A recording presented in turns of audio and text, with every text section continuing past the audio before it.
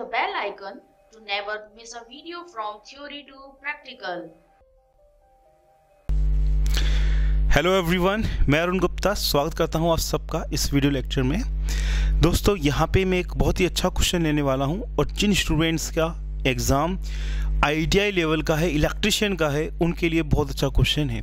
तो अगर आप तैयारी कर रहे हो UPPCL TG2 एग्ज़ाम की या DMRC की या ट्रेनिंग ऑफिसर या जूनियर इंस्ट्रक्टर जो एग्ज़ाम होते हैं, इन सभी का एक क्वेश्चन है और ये क्वेश्चन आपका DMRC में आया हुआ है। बहुत अच्छा क्वेश्चन है ट्रांसफार्मर पे। क्वेश्चन इस प्रकार से है कि डूरिंग शॉर्ट सर्क्यूट टेस्ट, मतलब शॉर्ट सर्क्यूट टेस्ट के दौरान आयरन लॉसेस आर नेग्लिजिबल। समझे बात को? शॉर्ट सर्क्यूट टेस्ट के दौरान आयरन लॉस, मतलब जिसको क्या बोलते हैं हिंदी में, लो क्षति बोलते हैं। नेग्लिजिबल मतलब कि नगण्य है। क्यों? तो हमें यहाँ पे 4 ऑप्शन दे रखे हैं। पहला ऑप्शन दे रखा है म्यूचुअल फ्लक्स इज स्मॉल। क्या समझे? म्यूचुअल फ्लक्स मतलब आपस में जो फ्लक्स है जो डेवलप हो रहा है between primary and secondary is very low. Second option इसमें दे रखा है कि पावर फैक्टर इज लो, क्योंकि पावर फैक्टर बहुत कम होता है, लो पावर फैक्टर होता है आपके शॉर्ट सर्किट टेस्ट में, इसलिए आयरन लॉसेस भी आपके नेग्लिजिबल होंगे। और ऑप्शन सी दे रखा है क्योंकि करंट इसमें बहुत ही क्या होती है, हाई होती है। करंट बहुत ही इसमें हाई होती है। और ऑप्शन डी जो इसमें दे रखा है, ऑप्शन डी जो दे रखा है इसमें, वो दे रखा है नन ऑफ दिस, मतलब इसमें से कोई भी कारण नहीं है। ठीक है, समझे बात को?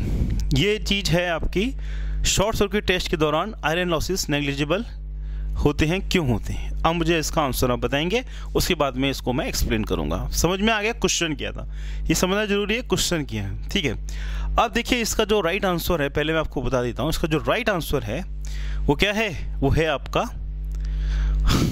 Option A. म्यूचुअल फ्लक्स जो है वो बहुत कम होता है। अब देखो स्टूडेंट, समझो बात को। आप लोग जो है, जैसे जिन्होंने वीडियो लेक्चर्स पढ़े, थ्योरी पढ़े, उसमें एक चीज़ मैंने एक्सप्लेन करी है, तो आप उसको समझ में आ रहा होगा। नहीं है तो ज़रूर एक बार वीडियो लेक्चर मेरे आप ट्रांसफार्मर पे ज़रूर रेफ़र कीजिए। देखो स्टूडेंट्स, बात समझो कि शॉर्ट सर्क्यूट टेस्ट की मैं बात कर रहा हूँ, तो इस शॉर्ट सर्क्यूट टेस्ट में हम लोग क्या निकालते हैं, कॉपर लॉसेस निकालते हैं। मतलब कि एक्चुअली जब हम शॉर्ट सर्किट टेस्ट करते हैं तो ट्रांसफार्मर में दोनों ही लॉसेस घटित होते हैं, दोनों ही, मतलब कॉपर लॉस भी होते हैं और आयरन लॉसेस भी होते हैं। पर हमारी जो वाट मीटर की जो रीडिंग आती है वो किससे बन के बनी है? मान लीजिए 10,000 वाट हमारी आ रही है रीडिंग वाट मीटर की, तो उसमें कॉपर लॉस भी है और उसमें आयरन लॉस भी है। पर क्योंकि आयरन लॉस की मात्रा बहुत कम रहती है, इसलिए हम बोलते हैं कि कॉपर लॉस ही सर 10,000 वाट है। समझ में आ गई बात?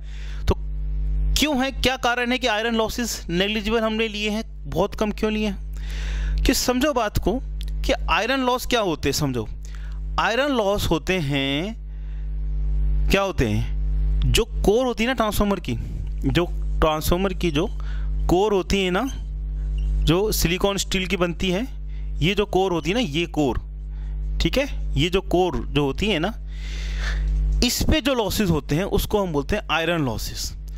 और जो कॉपर लॉसेस क्या होते हैं, जो आपकी जो वाइंडिंग्स है ना, ये जो वाइंडिंग्स है कॉपर की, इस पे जो लॉसेस हो रहे हैं I²R लॉसेस, उसको हम बोलते हैं कॉपर लॉस। ये बात आप समझते हो? तो समझो बात को कि ये जो कोर लॉस है या फिर जो आयरन लॉस है, वो किस पे डिपेंड करते हैं? वो डिपेंड करते हैं फ्लक्स पे डिपेंड करते हैं। किस पे डिपेंड करते हैं? फ्लक्स पे डिपेंड करते हैं। फ्लक्स कहाँ डेवलप होती है? कोर पे डेवलप होती है। ठीक है, अब क्योंकि फ्लक्स की वैल्यू कम होगी तो आयरन लॉसेस की वैल्यू भी कम होगी।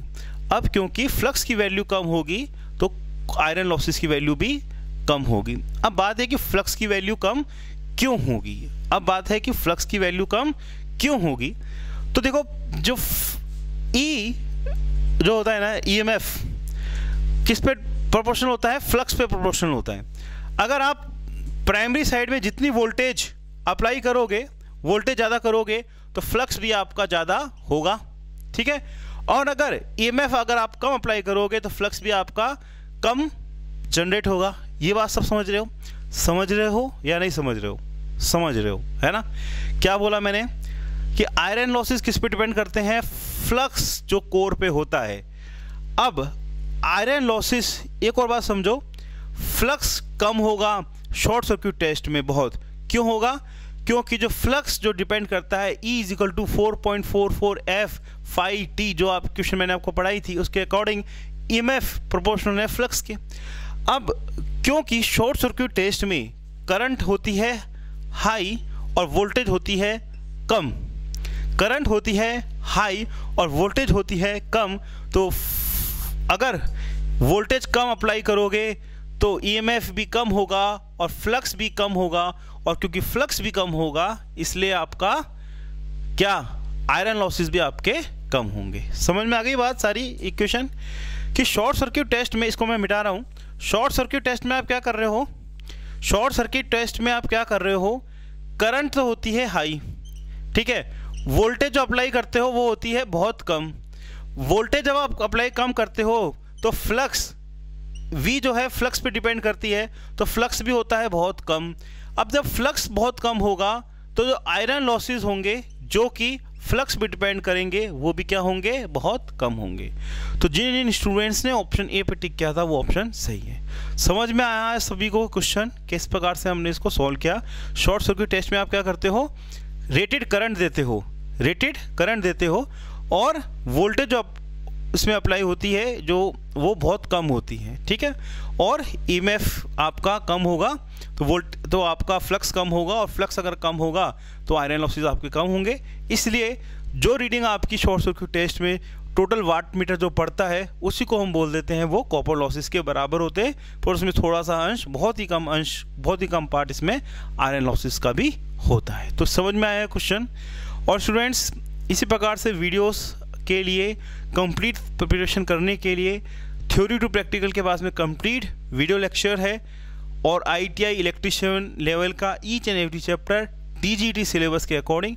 अगर आप घर बैठे या आप जॉब कर रहे हो तो अपने रूम पे तैयारी करना चाह रहे हो UPPCL TG2 की या फिर ट्रेनिंग ऑफिसर की या DMRC की, तो मैं एक नंबर आपको दे रहा हूँ 8003378523। इस पे आपको व्हाट्सअप करना है आपका नाम, आपका जो भी एग्ज़ाम है और आपकी सिटी, ये 3 आपको भेजना है, जिससे हम आपको डेमो वीडियोस भेज पाएँ। और आपको लगता है क्वालिटी बहुत अच्छी है, बहुत अच्छी समझ में आ रहा है, तो complete video lecture each and every chapter आप पढ़ के अपने सिलेक्शन को सुनिश्चित कर सकते हैं। तो इसी के साथ दोस्तों, अच्छा लगा तो वीडियो को जरूर लाइक कीजिएगा और अपने फ्रेंड सर्कल में जरूर शेयर कीजिएगा। और इसी के साथ मैं मिलता हूँ आपसे नेक्स्ट वीडियो में।